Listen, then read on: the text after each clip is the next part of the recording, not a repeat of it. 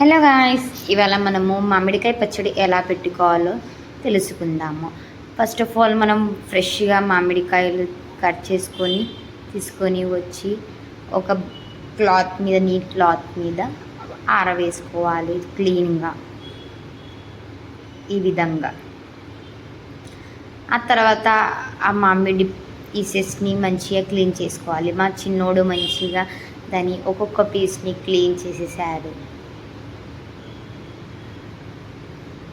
ఆ తర్వాత ఆయిల్, జీలకర్ర, లవంగాలు అన్నీ వేసి ఆయిల్ని మంచిగా హీట్ చేసుకోవాలి. మనం ఆయిల్ని ఎంత మంచిగా హీట్ చేసుకుంటే అంత టేస్ట్ వస్తుంది అన్నమాట. ఆ తర్వాత ఒక ప్లేట్లో మెంతులు, జీలకర్ర, ఆవాలు తీసుకొని అవి మంచిగా కొంచెం హీట్ చేసుకోవాలి. బ్రౌనిష్ కలర్గా వచ్చేలాగా హీట్ చేసుకోవాలి. ఫస్ట్ మెంతుల్ని చేసుకుంటా, ఆ తర్వాత జీలకర్ర అవి వేడి అయ్యాక ఆవాలు తీసుకొని అవి కూడా మంచిగా వేడిగా చేసుకోవాలి. బ్రౌనిష్ కలర్ వచ్చే వరకు వేడి చేసుకొని ఒక ప్లేట్లో సైడ్కి తీసుకొని పెట్టేసుకోవాలి. అవి కొంచెం కూల్ అయ్యే వరకు మనం అల్లం వెల్లుల్లి పేస్ట్ రెడీ చేసుకుందాము. అల్లము,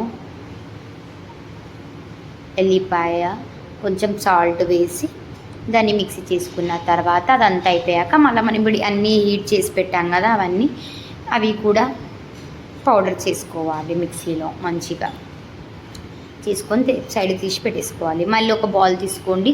దాంట్లో మనము ఎన్ని ఆవకాయ తీసుకుంటాం, ఎన్ని పీసెస్ చేస్తున్నాం దాన్ని బట్టి కారం, మీకు ఎంత పడుతుంది మీ టేస్ట్ తగ్గట్టు కారం,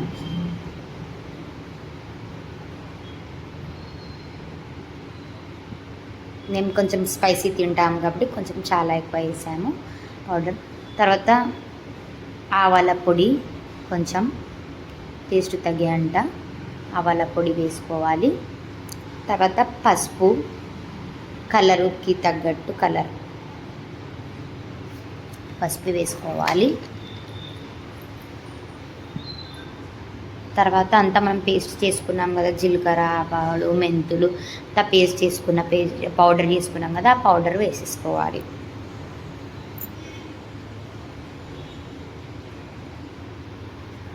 ఆ తర్వాత ఉప్పు, మనకు టేస్ట్ తగ్గినంత ఉప్పు, అదే ఎంత కారం తీసుకుంటారో అంత ఉప్పు తీసుకోవాలి. సపోజ్ మనం 1 కిలో కారం తీసుకున్నాం అనుకో, 1 కేజీ సాల్ట్ తీసుకోవాలి. అలా తీసుకొని మంచిగా అంతా మిక్స్ చేసుకోవాలి. దాని తర్వాత అన్ని మామిడి పీసెస్ ఉన్నాయో క్లీన్ చేసుకొని పెట్టుకున్న దాంట్లో పేస్ట్ వేయాలి. అల్లం వెల్లుల్లి పేస్ట్ వేసి మంచిగా అన్ని పీసెస్కి అంటుకున్నట్టు అంతా కలుపుకోవాలి. అన్ని పీసెస్ కలుపుకోవాలి ఆ పేస్ట్. దాని తర్వాత అంతా మనం కలుపుకొని పెట్టుకున్నాం కారం, ఉప్పు, పొడి, పేస్ట్లు అన్నీ వేసి పెట్టుకున్న పౌడర్ని అంతా దాంట్లో వేసి కలుపుకోవాలి. మంచిగా అన్ని పీసెస్కి అంటేటట్టు మంచిగా కలుపుకోవాలి. కింద పైన అంతా మంచిగా మిక్స్ చేసుకోవాలి. అన్ని పీసెస్కి తగ్గేటట్టు మిక్స్ చేసుకోవాలి.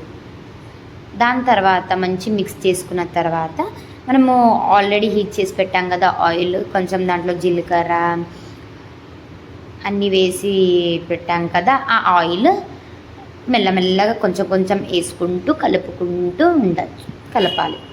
మెల్లమెల్లగా వేసుకుంటూ కలపాలి అన్ని పీసెస్కి తాకేటట్టు. ఈ విధంగా మంచిగా కలుపుకోవాలి. అంత సైడ్ కింద పైన అంతా కలిసేటట్టు మంచిగా కలుపుకోవాలి. దాని తర్వాత కొన్ని వెల్లుల్లి సైడ్ తీసి పెట్టుకునేవన్నీ కొన్ని దాంట్లో వేయాలి పైకుండా.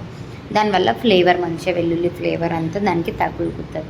అదంతా మంచి మిక్స్ చేసుకోవాలి. చేసుకున్నాక క్లీన్ చేసి పెట్టిన ఒక బౌల్లో దాన్ని వేసేసేయాలి. అంతా మంచిగా ఫిల్ చేసి పెట్టాలి. ఈ విధంగా మంచిగా ఫిల్ చేసేసేయాలి.